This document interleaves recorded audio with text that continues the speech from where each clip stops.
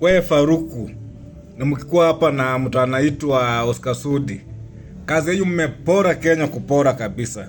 Mnasema ati mliingia government mkapata hakuna kitu. Pesa zilikuwa hapo. Mnaweza kuingiaje kwa government ati mpata hakuna kitu? Mwache kudanganya wa Kenya. Na raundi wa Kenya wamerefuka. Pesa zilikuwa, sasa nyinyi ndio mmepora pesa kweli kweli. Sasa mmepora pesa kama kitu kingine. Sasa hii mmekuwa mcho kuchukua pesa za wananchi mkitumia, mkifanyia mambo zenyu na miradi zenyu. Wewe Faruku, tuonesha hata ofisi yako ni gani. Wewe takana usaidie Ruto, si kuja kukampeni kwa wananchi. Nani alikuchagua? Na mtu mwingine hapo Oscar Sudi. Mnaongea lakini hakuna kitu mnasaidia Kenya. Kazi yenu ni kubeba pia, mnaona pesa zinatoka ama pesa ziko, kazi yenu kuingilia hapo na kuchukua. Hakuna pesa nyati zilikuwa zimeisha Kenya. Nyinyi ndio mmerudisha inji nyuma.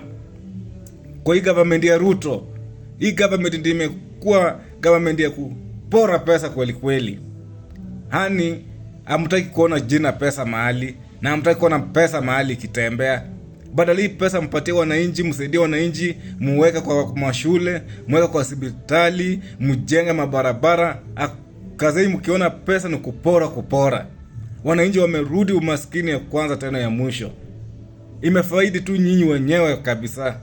Lakini mwananchi wa kawaida mwenye alichagua Ruto akiamka mapema, amepora kweli kweli.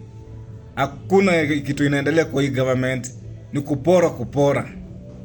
Na nyinyi Faruku na huyo Oscar Sudi, siku yenu tu inakuja. Siku yenu inakuja, iko njiani inakuja.